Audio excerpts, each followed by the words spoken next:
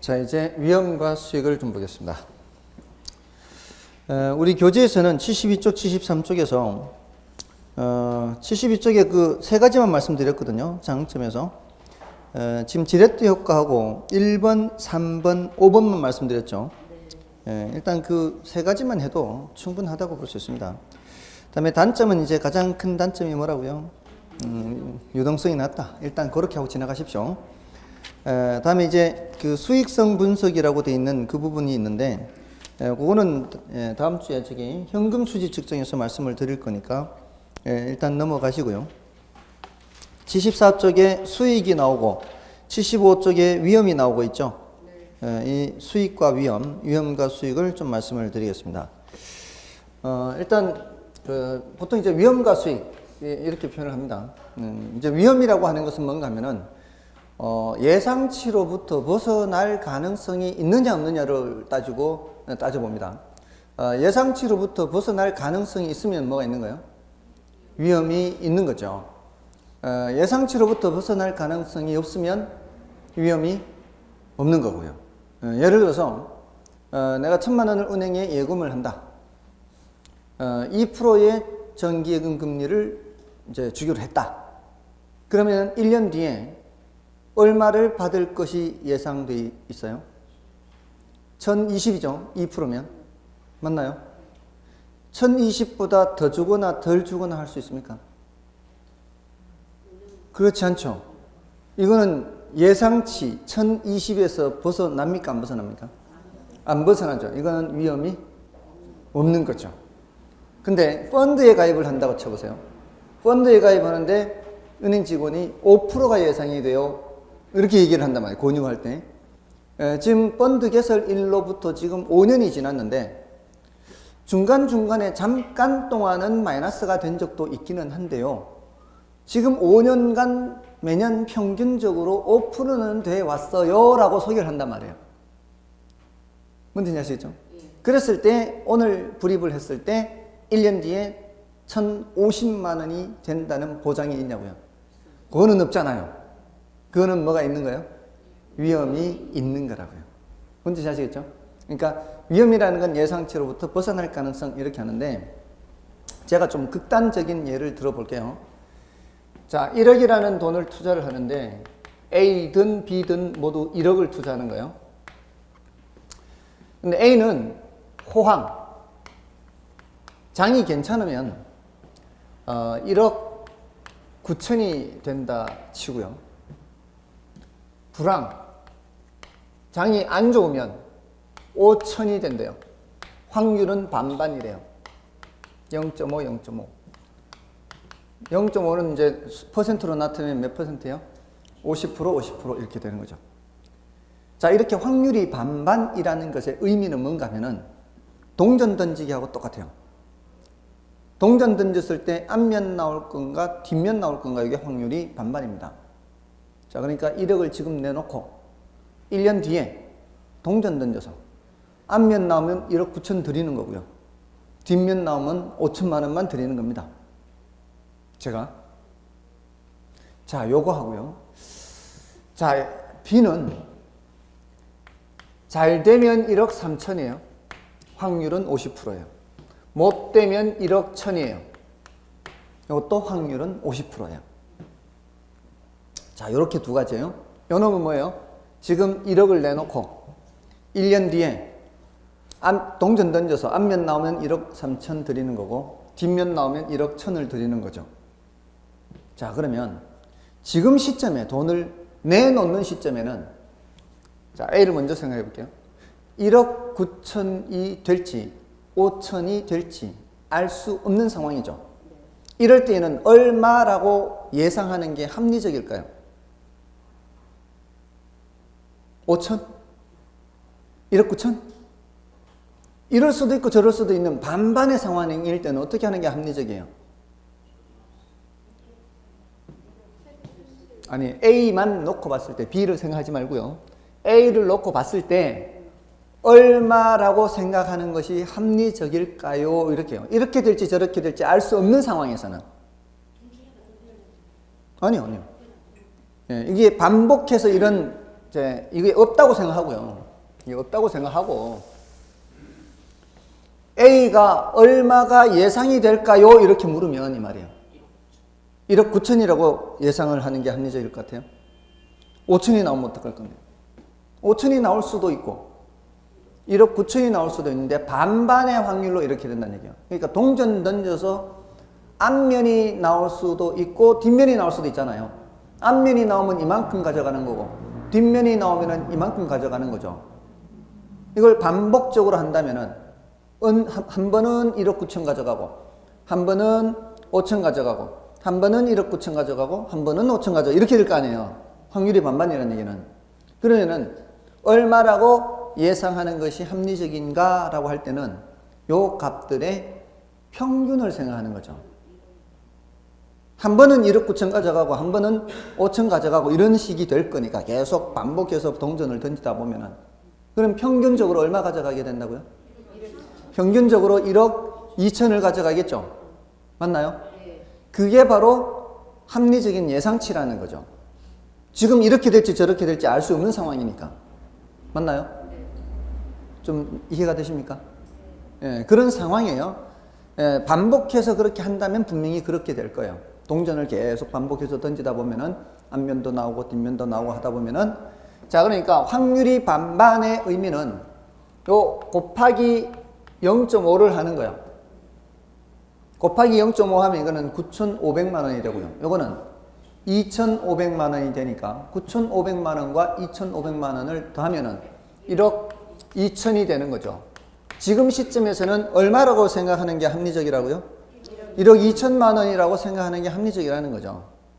됐나요? 이럴 때 우리는 예상 수익률이라는 걸 계산합니다. 1억을 내놓고 평균적으로는 얼마가 예상되니까 1억 2천이 예상되니까 수익이 얼마가 붙어요? 20% 붙죠. 이게 바로 무슨 수익률? 예상 수익률이라고 얘기한다고요. 예상 수익률. 지금 어떻게 될지 알 수 없으니까. 됐나요? 자, 그런데 좀 전에 지웠던 B를 다시 살펴보면 B는 잘 되면 1억 3천, 못 되면 1억 1천이라 그랬죠. 이것도 확률은 반반이란 말이에요. 확률이 반반이라면 이것도 이렇게 될지 알 수 없지 않습니까? 이런 상황에서는 얼마라고 예상하는 게 합리적이라고요? 이것도 1억 2천이라고 생각하는 게 합리적이라는 거죠. 맞나요? 이거 반복해서 앞면 요거 나왔다 뒷면 나왔다 이렇게 하다 보면은 그러면은 B도 예상 수익률이 몇 프로예요? B도 반반이니까 1억 2천이죠. 평균적으로는 1억 2천이 된단 말이에요. 그래서 요 1억 2천을 다른 말로 뭐라고 할 수 있어요? 평균이라고 했어요. 평균. 근데 이게 가중평균이다 이렇게 표현을 해요. 가중은 생략할 수는 있어요. 왜 가중평균이다 하는가 하면은 이제 이거를 가중치라 그래요. 가중치. 확률이 반반이기 때문에 이때는 이제 두 개를 더해서 2로 나눈 값하고 똑같아요. 사실은. 근데 여기가 확률이 0.6이고 여기가 확률이 0.4 이게 40% 60%예요. 여기가 40% 60%면 어떤 것이 나올 확률이 더 많은 거예요? 요게 될 확률이 더 많은 거죠. 이건 어떤 상황인가 하면은 이 통 속에 5천만 원을 적은 탁구공을 6개 넣고 1억 9천만 원을 적은 탁구공을 4개를 넣은 거예요. 이렇게 해서 1억을 내놓고 뽑는 거예요. 뭔지 아시겠죠? 1억을 내놓고 공 뽑는데 뭐가 나올 확률이 더 높아요? 5천만의 확률이 나올 확률이 더 높죠? 이럴 때는 그러면은 계속 반복해서 이렇게 뽑다 보면 평균적으로 10번 중에 4번은 얘가 나오고 10번 중에 6번은 얘가 나올 거 아니에요. 그러니까 이때는 이쪽에 확률이 더 높을 때는 계산을 할 때 어떻게 하는가 하면은 0.4 곱하기 1억 9천 하고 0.6 곱하기 5천 이렇게 한다고요. 그래서 더 하는 거예요. 그러니까 이쪽의 숫자가 더 크잖아요. 0.4보다 0.6. 그러니까 계산을 하면은 1억 2천보다 큰 값이 나오겠어요? 적은 값이 나오겠어요? 적은 값이 나온다고요. 이쪽에 5천일 가능성이 더 높기 때문에. 됐나요?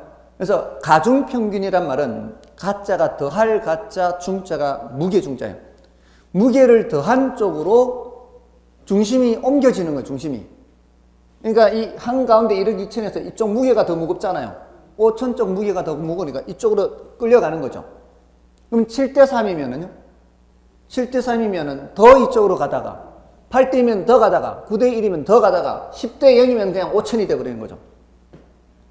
100%가 5천이니까 그때는. 됐나요? 이 가중평균은 우리 시험에서는 굉장히 다양하게 나옵니다.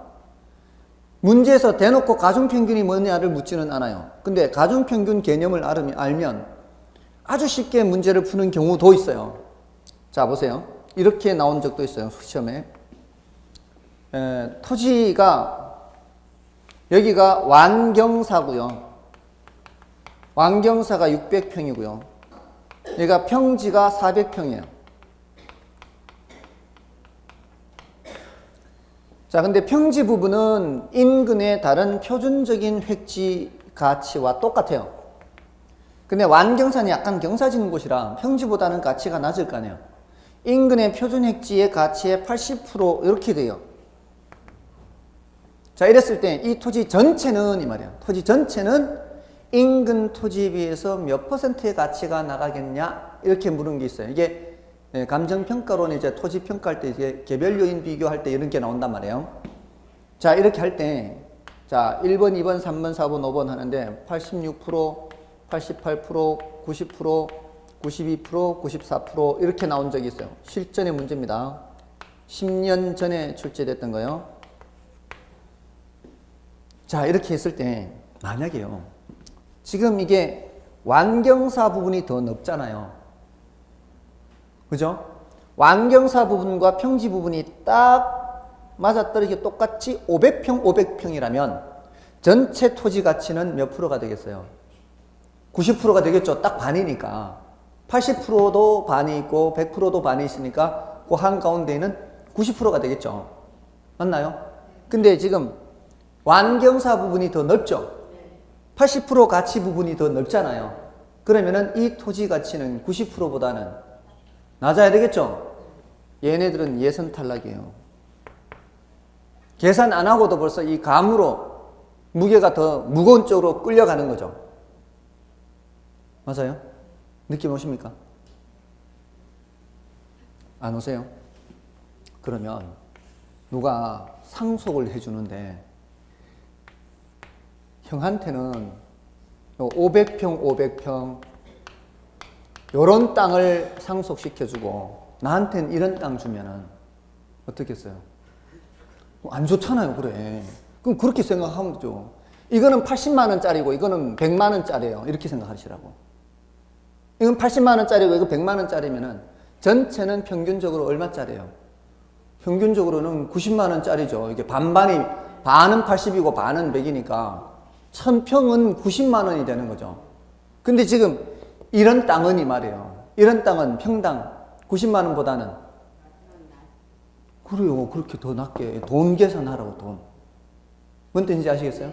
가치가 낮은 부분이 넓은 만큼 한가운데보다는 더 밑으로 내려갈 거다 이 말이에요. 그러니까 90하고 92하고 94는 얘는 예선 탈락이라고요. 됐나요? 그러면은 요놈들 둘 중에 하나 찍는 거예요. 계산 안 하고도 느낌으로도 이게 둘 중에 하나를 찍을 수 있다고요. 그리고 6대 4는 5대 5에서 멀리 떨어진 거예요? 멀지 않은 거예요? 멀지 않은 거죠. 이게 한쪽이 80이고 이쪽이 100인데 지금 90이 한가운데인데 88, 86, 84, 82 이렇게 간다면 어디가 더 가깝겠어요 지금? 이게 정답이라고 이게. 뭔 뜻인지 아시겠어요? 이런 거를 좀 느낌으로 이걸 직관이라고 그래요. 직관. 어떤 이 계산하는 논리적인 것보다는 느낌으로 갖는 거예요. 느낌으로 기분 안 좋았잖아 이게. 더 낫다고 이게. 이건 90이고 이거는 90보다 못하고. 됐습니까? 예, 이런 게 가중평균이거든요. 그러니까 우리 가중평균은 뒤에 이제 뒤가 아니고 우리 저기는 이제 앞에서 지나갔는데 이건 나중에 말씀드리려고 레일리의 소매인력 법칙이라든가 이런 거 계산할 때 전부 다 이런 식으로 하는 거예요. 예, 이거 하나만 더 말씀드릴게요. 가중평균 개념을. 여기가 이제 추가 하나씩 있으면 한 가운데가 이제 균형을 잡는 곳이겠죠. 한 가운데가. 근데 여기 추가 하나가 똑같은 게 더 올라간다면 이 무게 중심을 잡으려면은 얘가 어느 쪽으로 이동을 해야 될까요? 이쪽으로 이동해야 되겠죠. 맞죠? 시소 생각하면 되는 시소. 이쪽으로 가야 무게 중심을 잡겠죠. 그럼 이쪽으로 어디쯤 가면 될까요? 요 한 가운데요. 3분의 2? 여기 3분의 2? 아, 요쪽으로 3분의 2? 그럼 굉장히, 감이 굉장히 좋으신 거예요. 요쪽으로 3분의 2란 얘기는요, 요거 하나, 둘, 셋, 요렇게 3분의 2란 얘기. 이 전체를 봤을 때는 이렇게, 전체 6칸이잖아요? 그 6칸에서 요 정도거든요. 그럼 이제 전체를 6칸 하지만 전체를 3등분 하는 거죠. 여기서부터 1칸, 2칸, 3칸, 이렇게. 자, 이게 추가 모두 몇 개예요? 모두 3개죠. 추가 모두 3개일 때는 3등분을 하는 거예요. 3등분. 3등분을 해서 이쪽으로 더 무겁죠. 무거운 쪽으로 2칸을 가야 되는 거예요. 요점이죠. 여기에서는 3분의 2가 맞습니다. 전체 봤을 때는 이쪽에서 3분의 2인데. 됐나요? 이게 가중평균이에요. 그럼 여기 한 개 더 올라가면 어떻게 해요? 전체가 몇 개예요? 4개잖아요. 4개 중에 3개 이렇게. 그러니까 전체를 4등분 해야 돼요. 3대 1이 될 때는. 3대 1이 될 때는 전체를 4등분 해야 돼요. 나중에 레일리의 소멸력 법칙 할 때도 이거 나옵니다. 2대 3일 때는 전체를 몇 등분 해야 돼요? 전체를 5등분 해야 돼요. 5등분. 5등분 해서 왼쪽은 2개. 왼쪽으로 이제 2칸에 해당하는 만큼, 오른쪽에서는 3칸에 해당하는 만큼이 무게중심이 되는 거예요. 됐나요? 자, 레일리의 소멸력 법칙 할 때 이게 또 나옵니다. 전체를 몇 등분 하느냐 할 때, 이 가중평균 개념이요. 됐죠? 자, 그래서 우리 시험에서는 반반도 나오기는 하는데, 반반은 쉬워요. 반반은 쉬운데, 이런 숫자도 나오니까 어떻게 하라고요? 곱하기 해서 더하기 하면 된다고요. 됐죠? 자, 이제 지금 여러분한테 이제 질문을 드립니다. A를 하실래요? B를 하실래요? A, B.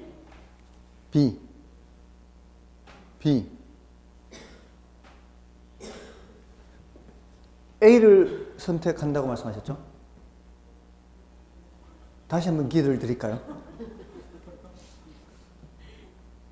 아니, 세상에는 정신세계가 남다른 사람들도 있어요. 그럼 뭐 이상한 거 아니에요? 그건 전혀 이상한 거 아니에요. 왜 A를 선택하셨죠? 왜 A를 선택하셨죠? 그냥 찍어서 그냥.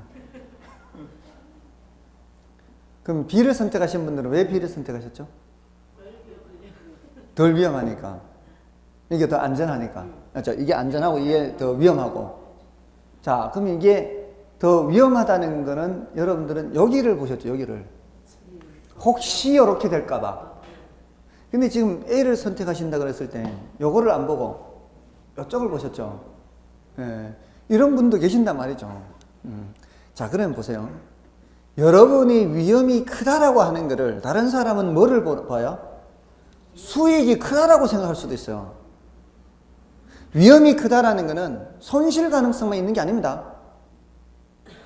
위험이 크다라는 거는 뭐가 크게 나타날 수도 있어요? 수익이 크게 나타날 수도 있다는 걸 늘 고려해야 돼요. 위험이 크다는 건 밑으로만 떨어지는 거 아닙니다. 위로도 올라가요. 그럼 어떻게 판단해야 되는가 하면은 우리는 예상치로부터 판단해야 돼요. 예상치로부터 벗어나는 크기라고 했죠. 아까 위험이라는 거는 예상치로부터 벗어날 가능성이 있으면 위험이라고 그랬죠. 벗어나는데 얘는 예상치로부터 아래 위로 얼마만큼 벗어나요? 1000만큼 벗어나는데 얘는 아래 위로 모두 얼마만큼 벗어나요? 7000만큼 벗어난다고요. 이게 위험이 큰 거라고요. 그럼 앞으로는 위험의 크기를 얘기할 때는 이 크기로 얘기하는 거예요. 아시겠습니까? 이쪽으로만 큰 거 아니에요. 이쪽으로도 큽니다. 그러니까 예상치로부터 벗어나는 크기 자체는 아래로도 있고 위로도 있는 거죠. 요 크기를 우리는 뭐라고 하는가 하면은 요거를 표준편차라 그래요. 자, 이 표준편차를 제곱을 하면은 분산이라 그래요. 표준편차가 크면 분산도 커지게 돼 있어요. 그러면 표준편차나 분산은 앞으로 남은 위험의 크기를 나타낸다 이렇게 해야 되고요. 평균은 수익의 크기를 나타낸다 이렇게 얘기해야 돼요. 예를 들어서 이게 뭐 1억 3천, 1억 천이 아니라 1억 4천, 1억 2천 이렇게 될 수도 있잖아요. 만약에 어떤 게 C가 있어서 만약에 이 C의 경우에는 잘 되면 1억 4천, 못 되면 1억 2천이라면 평균은 얼마예요? 1억 3천이죠. 그러면 예상 수익률은 몇 프로예요? 예상 수익률은 30%가 되겠죠. 1억 2천과 1억 4천의 한 가운데값 평균이니까. 그러니까 예상 수익률은 뭘로 계산한다고요? 평균으로 계산, 평균으로. 위험은 뭐로 계산하고? 표준편차나 분산으로. 자, 그래서 앞으로 수익을 측정한다 또는 수익률을 측정한다라고 할 때는 뭘로 측정하고? 예, 평균으로 또는 가중평균. 가중이라는 말은 이제 생략할 수가 있고요. 가중평균. 평균으로 계산하고 위험은 뭘로 나타낸다? 표준편차나 무엇으로? 분산으로 측정을 한다 그래요. 측정할 때. 됐죠? 됐나요? 자, 다음에 자, 여기서 A를 선택하는 사람도 있다 그랬죠? B를 선택하는 사람도 있을 수 있습니다. A를 선택하는 사람은 수익률이 똑같지 않습니까? A나 B나 똑같죠 지금? 수익률이 똑같은데도 불구하고 위험이 큰 걸 선택했죠. 예, 이런 사람들을 우리는 위험 추구형이라 그래요. 위험 추구형 또는 위험 선호형 그래요. 위험 선호형. B를 선택하는 사람을 위험 회피형이라 그래요. 위험 회피형. 자, 근데 경우에 따라 A와 B가 똑같다고 생각하는 사람도 있을 수 있죠. A와 B가 뭐가 똑같아요? 예, 평균이 똑같죠. 예상 수익률이 똑같아요. 예상 수익률이 똑같은데 위험은 다르지 않습니까? 근데 그런 사람들은 위험을 봐요, 안 봐요? 이걸 안 보는 거예요. 위험이 다르다는 걸 신경을 안 쓴다고요. 이런 사람을 뭐라 그러는가 하면 위험 중립형이라 그래요. 오늘 중립이란 말 2번 나왔죠. 지렛대과에서도 중립적 지렛 나왔고. 아무 영향을 안 받는 거죠. 위험이 크든 작든 영향을 받지 않는 거. 이런 걸 뭐라 한다고요? 위험 중립형이라 그래요. 우리는 대부분의 사람들은 어떤 사람일까요? 예, 대부분의 사람들은 이런 사람들이에요. 그래서 특별한 언급이 없으면은 위험 회피형을 전제로 해서 이제 얘기를 하는 겁니다. 시험 칠 때까지는 이렇게 대답하십시오. 예, 이렇게. 자, 아무튼 자, 여기 이제 위험에 대한 내용들을 이제 좀 말씀을 드렸고요. 자, 여기 위험에서 지금 그 수익을 일단 남겨놓고 위험을 먼저 보세요. 75쪽에. 그 75쪽의 위험 분석에서 그 위험이란 하면서 장래 불확실성에서 비롯되는 기대이익 또는 기대수익의 변동 가능성을 의미한다 돼 있잖아요. 자, 그러면서 그 셋째 줄에 뭐라고 돼 있어요? 위험의 측정은 분산 또는 표준 편차를 하며 이렇게 돼 있죠. 예, 그게 이제 위험을 측정하는 거예요. 다음에 이제 부동산 투자 위험의 유형이 밑에 나와요. 사업상 위험, 금융적 위험 이렇게 있는데 그 위험의 유형을 보면 이게요. 여러분들이 그냥 단어를 처음 들어서 그런 거지 여러분들이 못 느끼는 게 아닙니다. 사실은 사업상 위험하고요. 금융적 위험하고요. 네, 법적 위험, 인플레 위험, 유동성 위험. 이 유동성 위험은 아까 이제 부동산은 뭐가 낮다 그랬어요? 네, 황금성이 낮다 그랬죠. 그래서 급하게 현금화하고자 할 때는 가치 손실이 많이 손해보고 팔아야죠. 네, 그런 게 이제 유동성 위험이에요. 근데 뭐 별로 어렵지 않고요. 법적 위험도 법이 개정되거나 정부 정책이 바뀌거나 하는 게 이제 법적 위험이거든요. 그럼 나머지 세 가지인데 이 나머지 세 가지를 사실 여러분들이 다 들어보고 주변에 그런 얘기를 다 경험은 해봤을 거예요. 근데 그거를 사업상 위험이라는 표현을 안 쓰고 그냥 살아왔을 뿐이지 여러분들이 다 경험을 했던 것들 중에 있을 겁니다. 어떤 건가 하면은 여러분들 주변에 혹시 사업하는 사람들 있나요? 사업하는 사람들 주변에 들어본 적 있나요? 아니면은 여러분들이 사업을 하신 적도 있나요? 그 셀러리맨 말고 직접 자영업. 자, 그럼 자영업이라는 게 다 뭐 예를 들어 뭐 나중에 중개 실무를 하시더라도 사무소를 차릴 거 아니에요. 중개사무소. 이것도 뭐요? 자영업이죠, 일종의. 셀러리맨이 아니잖아요. 월급 받는 생활이 아니잖아요. 그럼 전부 다 뭐예요? 사업이에요. 중개업도 그렇고요. 또 음식점을 해도 사업이죠. 또 개발업이라는 것도 사업이죠. 집 지어 분양하고 하는 거. 다 그냥 장사하는 거는 다 뭐라고 보는 거예요? 사업이에요, 사업. 자, 그럼 여러분들이 만약에 사업을 한다면, 이런 장사든 저런 장사든 무슨 업을 직접 운영을 한다면은 여러분들이 제일 걱정스러운 게 뭘까요? 예? 손실이 날까? 그게 왜 손실이 날까요? 뭐가 제일 걱정일까요? 문을 오픈을 할 때는. 치킨집을 해도 사업이고 다 사업이잖아요. 손님이 많이 와야 되는데 손님이 없는 거, 이게 뭐예요? 장사 안 되는 거죠. 맞나요? 쉽게 말하면 장사 안 되는 거예요. 제일 걱정스러운 게. 오픈을 했는데 손님 안 오면 이게 장사 안 될 거 아니에요. 그게 제일 걱정 아닌가요? 안 팔리는 거. 이게 제일 걱정스럽잖아요. 그럼 안 팔리는 이유가 뭘까요? 손님이 안 오는 건데, 이제 손님이 안 오는 현상으로는 똑같이 나타나는데, 이게 이렇습니다. 수요 자체가 별로 없을 수 있어요. 수요 자체가. 그러면 장사 안 되는 거죠. 근데 수요가 많아도요, 공급자가 너무 많은 거예요. 공급자가 너무 많으면은 수요자들이 분산해서 갈 거 아니에요. 안 그런가요? 그러니까 뭐가 대표적인가 하면은, 제가 치킨을 진짜 좋아하는데 우리나라 치킨 공화국이라고 그러죠. 저는 치킨 오늘 먹고 내일 먹고 모레 먹어도 먹어요.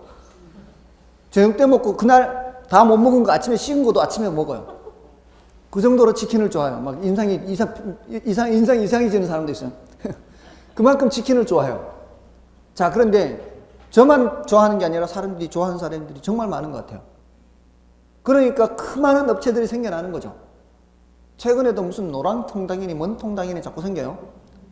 자, 아무리 좋아하는 사람이 많아도 업체가 너무 많으냐. 업체가 너무 많죠. 그러면 이 수요자들이 분산될 거 아니에요.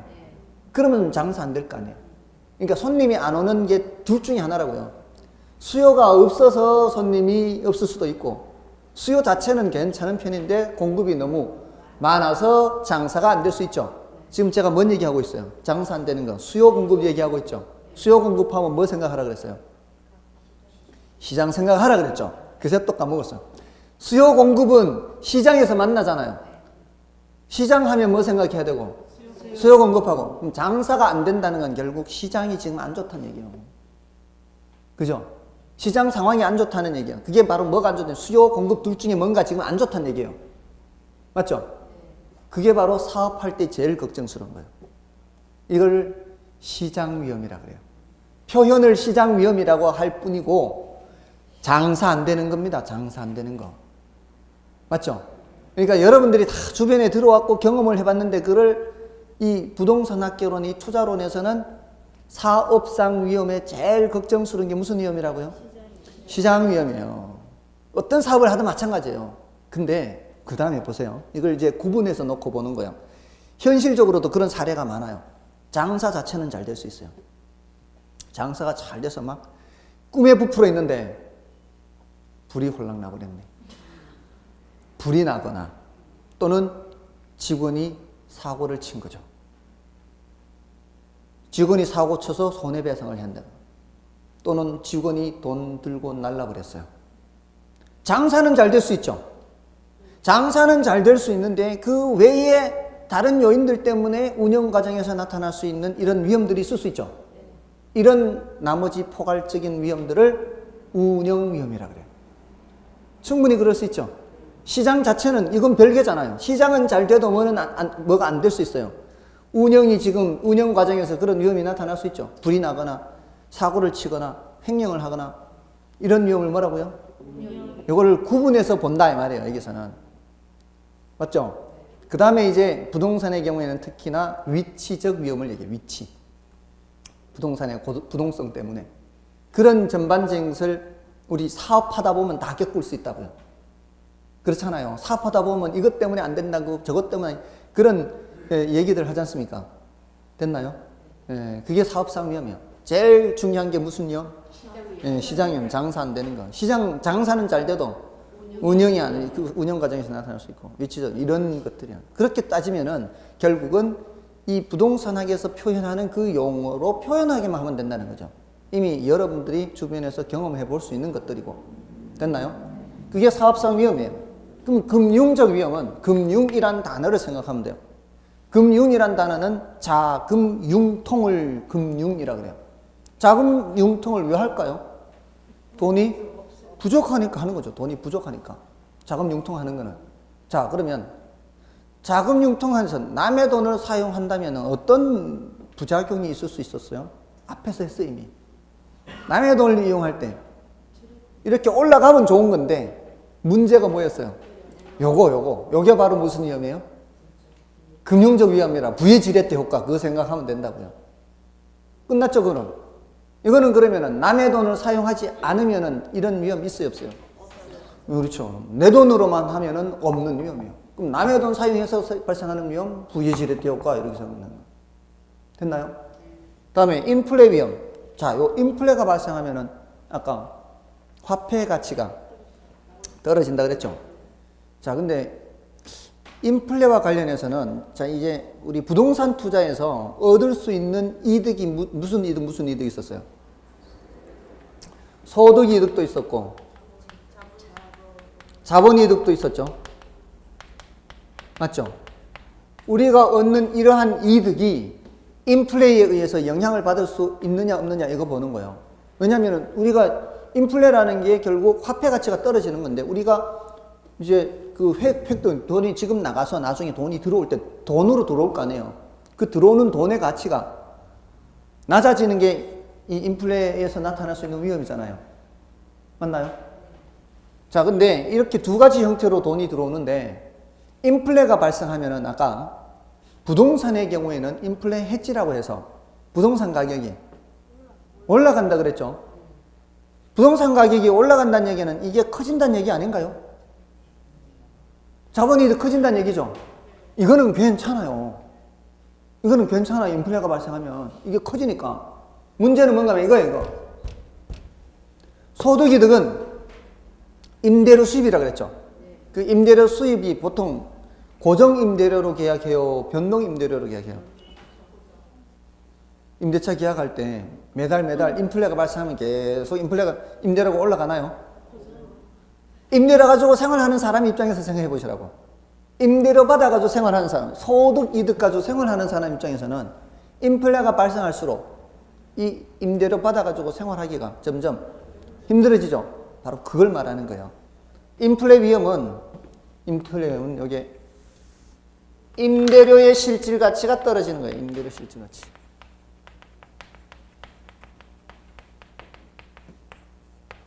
그러니까 인플레라는 것은 부동산의 경우에는 두 가지 측면이 있어요. 긍정적인 측면과 부정적인 측면이 동시에 있는 거죠. 인플레 해지 하면은 뭐고요? 긍정적인 거죠. 자본이득이 커지는 거예요. 근데 인플레 위험하면은 소득이득의 실질 가치가 더 줄어드는 거죠.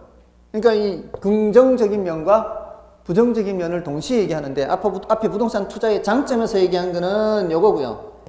지금 부동산 투자의 위험에 유의해서 하는 거는 인플레 위험 이렇게 얘기하는 거라고요. 그럼 됐어요. 그럼 이제 부동산 투자 위험의 유형에 대해서도 다 된 거예요. 예, 나중에 이거 다시 그 기억에 이제 이해를 했기 때문에 끄집어낼 때 끄집어만 내면 되는 거예요. 됐죠? 자, 위험에서는 이 정도만 설명드릴게요. 다음에 이제 위험이 끝났으니까 이제 수익으로 오자면 이제 위험과 수익을 하는 거니까요. 수익은 이제 수익률을 어떻게 계산하느냐 하는 건데 수익률은 투자액분의 수익 이렇게 되는 거예요. 투자액분의 수익. 그럼 총 자본 수익률 하면 아까 지렛대 효과에서 총 자본 수익률 하면은 총 투자액분의 총 자본에 대한 수익 이렇게 되는 거고요. 지분 투자 수익률 하면은 지분 투자액분의 지분 수익 이렇게 돼요. 지분 수익은 전체 자본의 수익에서 뭘 뺀다 그랬어요? 이자 뺀다 그랬어요. 이자.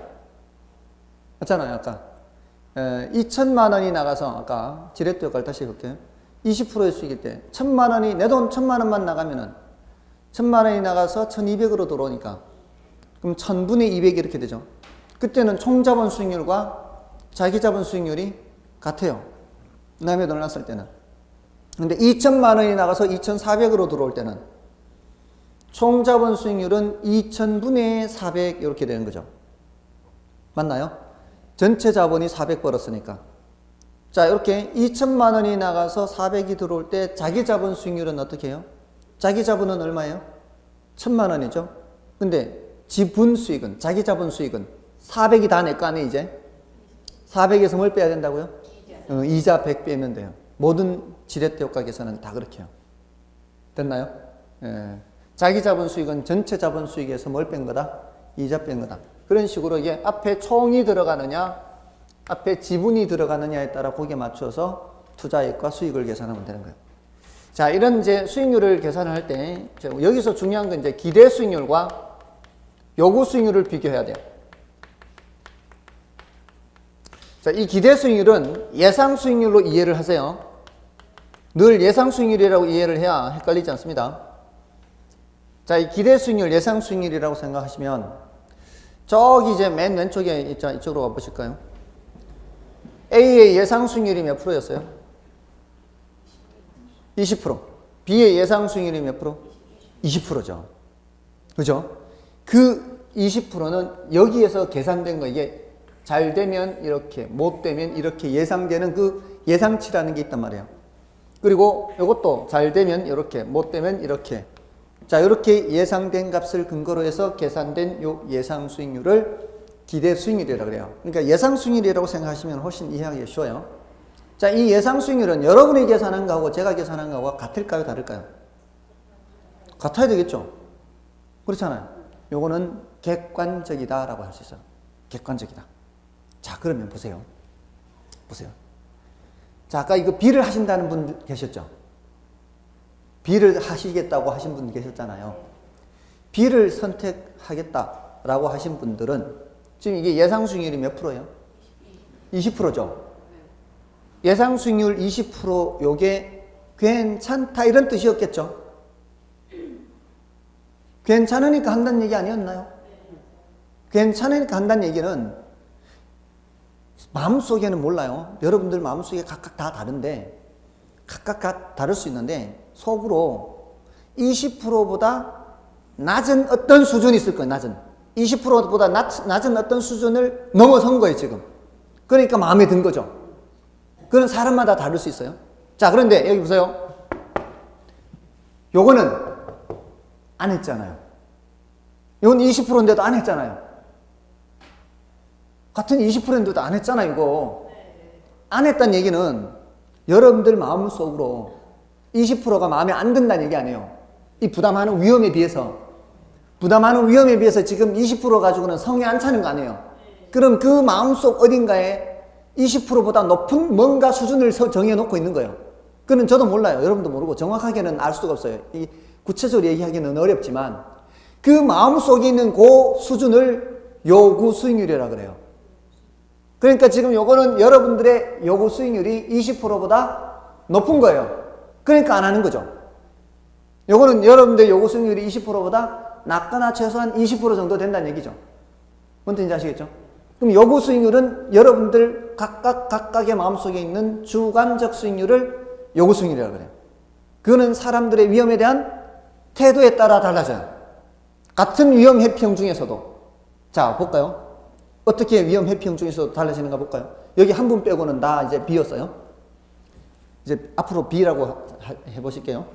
자, B라고 치고. 자, 이제 요거를 바꿀게요. 자, 요걸 7,000으로 바꿀게요. 7,000으로. 7,000으로 바꾸면 이제 요 값이 어떻게 돼요, 얘는? 1억 3천이죠. 자, 1억 내놓고 1억 3천이면 몇 프로가 예상이 돼요? 30%죠. 자, 요거, 이 1억 3천에서 이제 아래로든 위로든 이제 얼마 떨어졌어, 이제? 6천이죠. 아까는 7천이었는데 이제 6천 떨어졌죠. 수익률은 올라갔고 30%예요. 위험은 작아졌죠. 자, 이거 하실래요? 안 하실래요? 아까 한다고 했으니까 그럼 당연히 하는 거고. 하실래요? 안 하실래요? 할 것 같아요. 그래도 B. 다르잖아, 지금. 아까 다 B를 하신다는 분이 이제는 이렇게 하니까 이제는 요거 하겠다는 얘기는 이제는 요구 수익률이 이런 경우에는 30%보다는 낮다는 얘기예요. 근데 지금 그래도 B를 하겠다는 얘기는 요구 수익률이 30%보다 높다는 얘기예요. 30%인데도 아직 안 하겠다는 얘기는. 뭔 말인지 아시겠죠? 뭔 뜻인지 아시겠죠? 그러니까 이게 지금 위험에 대한 태도가 조금 더 다른 거죠. 위험 회피형이라 해도 다른 거예요. 위험 회피형이라 해도. 사람마다 다른 거죠. 그래서 나중에 위험 회피형을 또 이렇게 나누어요. 보수적 투자자와 공격적 투자자 이렇게. 이제는 하는 거죠. 이제는 하는 사람은 뭐예요? 공격적.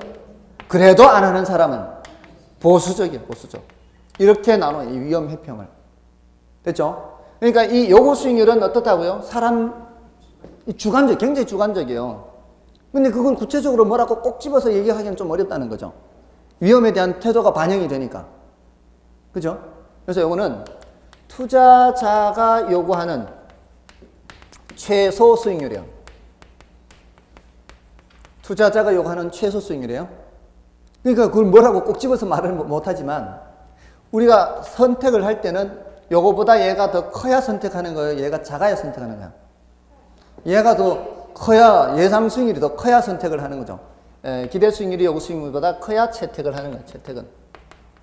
됐나요? 자, 그리고 이제 어떤 얘기를 하기도 하는가 하면은 이거는 객관적이고 이건 이제 주관적이다. 이건 이제 조금 전에 말씀드렸는데 요거는 그 투자에서 예상되는 그 호황일 경우, 불황일 경우를 그 근거로 해서 계산한 게 이게 기대 수익률이에요. 그래서 이거를 내부 수익률이라고 그래요. 내부 수익률. 그 투자 안에서 계산됐거든요. 근데 요거는 어떤 표현을 쓰는가 하면은 사실은 이게 요구 수익률이요. 주관적이기도 하고 꼭 집어서 얘기하기가 어려운 부분도 있지만 좀 그런대로 사람들이 알아차릴 수 있는 숫자로 나타낼 수 있는 방법도 있어요. 뭔가 하면은 지금 아까 저기 B 수익률 20%가 예상되는 거기에 돈을 투자를 하기 위해서는 내가 어딘가에 있는 돈을 가지고 와야 될 거 아니에요. 맞잖아요. 그 어딘가에 있는 돈을 가지고 와야 되는데 그 어딘가에 있던 그 돈은 거기에서 수익을 어느 정도 벌고 있었을 거 아니에요.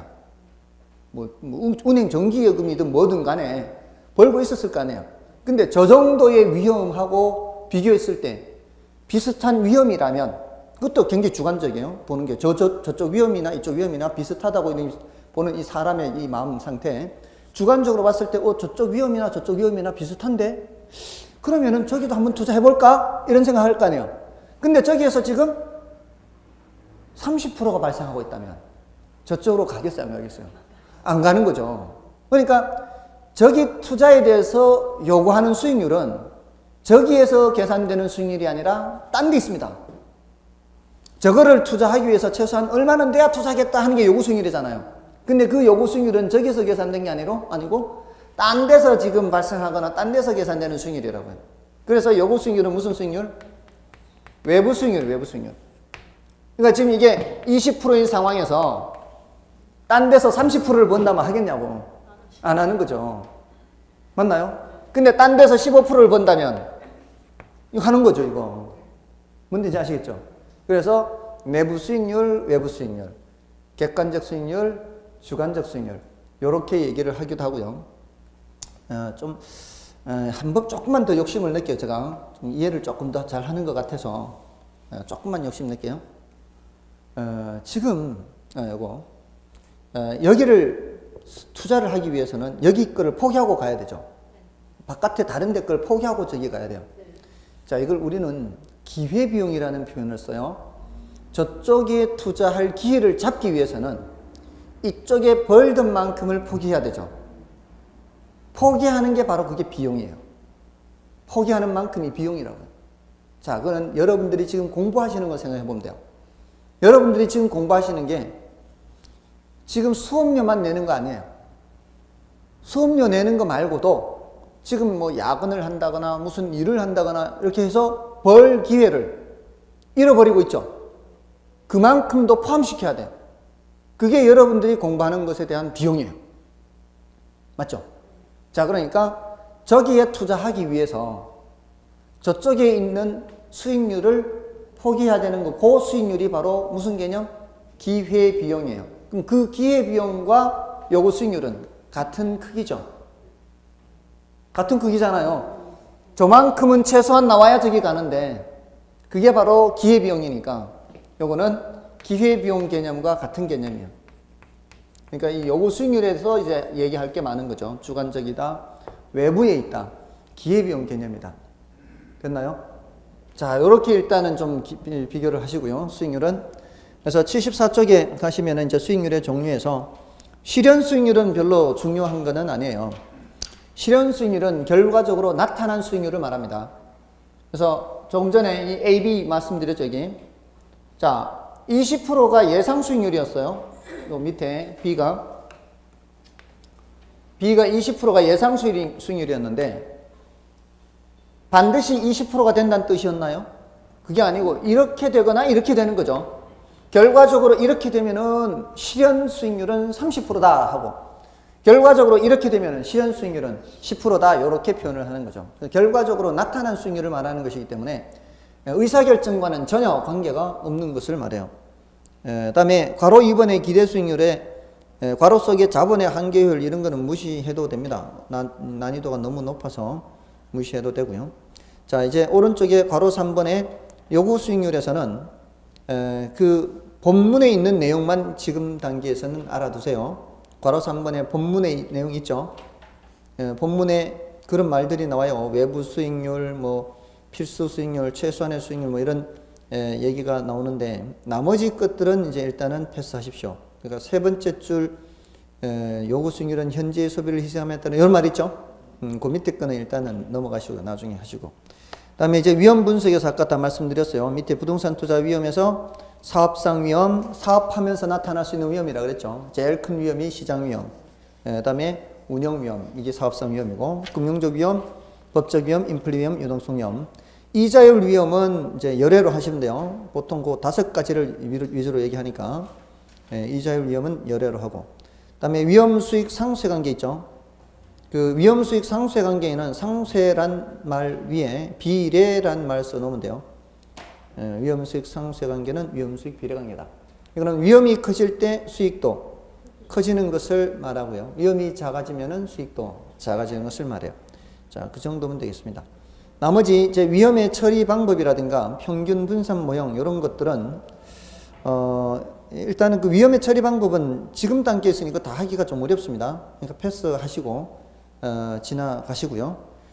좀 쉬고 나머지 내용들을 말씀을 드리겠습니다.